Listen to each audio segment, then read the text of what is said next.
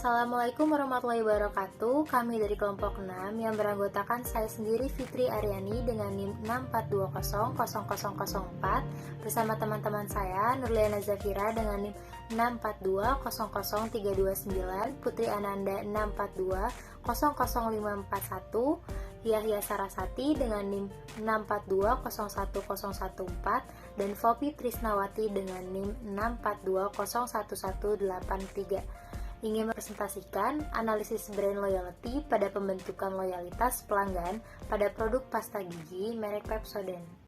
Gigi berlubang bisa memicu penyakit jantung. Hah? Masa? Di gigi berlubang parah, bakteri mulut dapat masuk ke tubuh dan timbulkan masalah serius. Sikat gigi dengan Pepsodent. Lawan bakteri, perbaiki lubang tak kasat mata, melindungi secara maksimal. Cegah gigi berlubang untuk hidup sehat. Menurut Kotler, merek adalah nama, istilah, tanda, simbol, rancangan, atau kombinasi dari hal-hal tersebut yang dimaksudkan untuk mengidentifikasi barang atau jasa dari seorang atau kelompok penjual untuk membedakannya dari produk pesaing. Merek sebenarnya merupakan janji penjual untuk secara konsisten memberikan keistimewaan, manfaat, dan jasa tertentu kepada pembeli.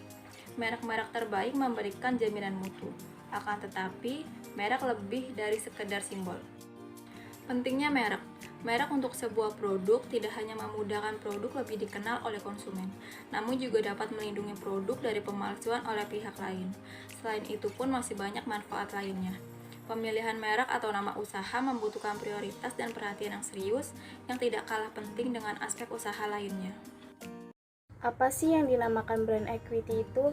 Dilansir dari zaman Wikipedia, brand equity adalah berbagai aset dan kepercayaan merek yang berhubungan dengan suatu brand tertentu, baik itu nama ataupun simbolnya, yang mampu mengubah nilai yang diberikan atas suatu produk, barang atau jasa, baik itu untuk pihak pemasar maupun untuk pihak pelanggan. Sedangkan bagi pelanggan, brand equity akan mampu memberikan penilaian yang kuat terkait pemahaman mereka yang memproses suatu informasi, memupuk rasa kepercayaan diri, dan juga meningkatkan kepuasan pelanggan.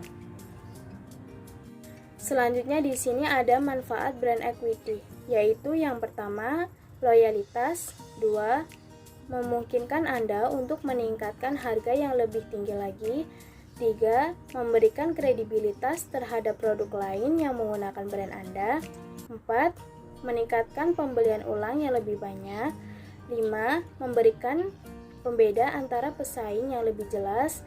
6. Memungkinkan adanya toleransi konsumen pada kesalahan produk atau bisnis dengan adanya loyalitas yang tinggi terhadap brand Anda. 7. Menjadi salah satu faktor untuk menarik pegawai berkualitas dan mempertahankan loyalitas pegawai. Dan yang terakhir, menarik konsumen untuk hanya menggunakan faktor brand saat membeli suatu produk. Brand loyalty merupakan suatu ukuran keterkaitan pelanggan kepada sebuah merek. Ukuran ini mampu memberikan gambaran tentang mungkin tidaknya seorang pelanggan beralih ke merek produk yang lain, terutama jika pada merek tersebut didapati adanya perubahan, baik menyangkut harga ataupun atribut lainnya. Dalam kaitannya dengan brand loyalty, suatu produk terdapat beberapa tingkatan. Masing-masing tingkatan menunjukkan tantangan pemasaran yang harus dihadapi sekaligus aset yang dapat dimanfaatkan. Tingkatan loyalitas merek. Yang pertama ada switcher atau berpindah-pindah. Switcher merupakan loyalitas paling dasar. Semakin sering pelanggan memindahkan pembeliannya, maka semakin tidak loyal pelanggan tersebut. Yang kedua ada habitual buyer atau pembeli yang bersifat kebiasaan. Pembeli yang puas dengan merek produk sehingga tidak ada alasan pelanggan untuk membeli merek produk lain atau berpindah, terutama jika peralihan tersebut memerlukan usaha, biaya maupun pengorbanan lainnya. Yang ketiga ada satisfied buyer atau pembeli yang puas dengan biaya peralihan.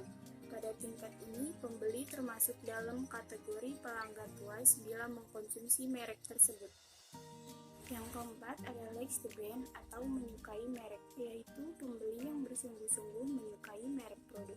Ada keterikatan emosial pembeli dengan produk. bisa muncul karena keyakinan, simbol, pengalaman pribadi atau kerabat, dan persepsi kualitas. Yang terakhir ada committed buyer atau pembeli yang komit. Pembeli yang setia, mereka memiliki kebanggaan sebagai pengguna suatu merek, dan bahkan merek tersebut menjadi sangat penting bagi mereka dipandang dari segi fungsi maupun sebagai suatu ekspresi mengenai siapa sebenarnya mereka. Selanjutnya, profil perusahaan. PT Unilever Indonesia Tbk telah beroperasi sejak tahun 1933 dan telah menjadi perusahaan fast moving consumer goods terdepan di pasar Indonesia. Unilever Indonesia memiliki lebih dari 40 brand terbagi dalam dua sektor usaha, yaitu home and personal care dan food and refreshment. Unilever Indonesia telah berdiri pada tahun 1982 dan saham-sahamnya tercatat dan diperdagangkan di Bursa Efek Indonesia. Unilever Indonesia juga memiliki 9 pabrik yang berada di Cikarang dan Rungkut. Kesembilan pabrik tersebut telah mendapatkan sertifikasi halal dari Majelis Ulama Indonesia. Selanjutnya adalah visi dan misi perusahaan. Visi perusahaan PT Unilever Indonesia Tbk adalah creating a better future every day, menciptakan masa depan yang lebih baik setiap hari. Selanjutnya ada misi perusahaan. Misi perusahaan PT Unilever Indonesia itu ada 6. Yang pertama, menjadi yang pertama dan terbaik di kelasnya dalam memenuhi kebutuhan dan aspirasi konsumen berdasarkan hubungan yang erat dengan konsumen. Yang kedua, menjadi pekan utama bagi pelanggan, konsumen, dan komunitas. Yang ketiga, menghilangkan kegiatan yang tidak bernilai tambah dari segala proses dengan menyertakan kekayaan pengetahuan dan keahlian internasional dalam melayani masyarakat lokal. Yang keempat, menjadi perusahaan terpilih bagi orang-orang berkinerja tinggi. Yang kelima, bertujuan meningkatkan target pertumbuhan dan memberi imbalan di atas rata-rata karyawan dan pemegang saham. Dan yang terakhir, mendapatkan kehormatan atas integritas yang tinggi, peduli kepada masyarakat dan lingkungan hidup melalui perilaku korporasi yang berstandar tinggi terhadap para stakeholder. Selanjutnya itu ada data dan analisis jenis kelamin. Dari jenis kelamin ini, responden laki-laki dengan perempuan sudah cukup familiar dengan produk pasta gigi Pepsodent ini. Ada usia. Dari usia, produk pasta gigi Pepsodent lebih dikenal oleh responden yang berusia 10 hingga 20 tahun. Pekerjaan.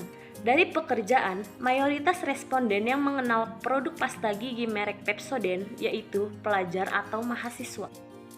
Selanjutnya, analisis dan pembahasan. Brand loyalty sendiri merupakan ukuran dari kesetiaan konsumen terhadap suatu merek. Pengukuran loyalitas merek dalam penelitian ini dibagi menjadi 5 bagian, yaitu yang terdiri dari analisis switcher, analisis habitual buyer, analisis satisfied buyer, analisis liking the brand, dan analisis committed buyer. Kesimpulannya, pada urutan pertama bahwa Pepsodent memiliki konsumen paling banyak pada tingkat satisfied buyer, yaitu 34 responden atau sama dengan 54,83% yang menjawab setuju dan sangat setuju dalam menggunakan pasta gigi merek Pepsodent. Untuk urutan kedua, didominasi pada tingkat liking the brand, yaitu 51 responden atau sama dengan 80,93% yang menjawab setuju dan sangat setuju menyukai pasta gigi merek Pepsodent. Untuk urutan ketiga, didominasi pada tingkat committed buyer, yaitu 46 responden atau sama dengan 75,40% yang menjawab setuju dan sangat setuju dalam menyarankan ke orang lain untuk membeli pasta gigi merek Pepsodent ini. Urutan keempat pada tingkat habitual buyer, yaitu 44 responden atau sama dengan 72,13% yang menjawab setuju dan sangat setuju dalam menggunakan pasta gigi karena kebiasaan.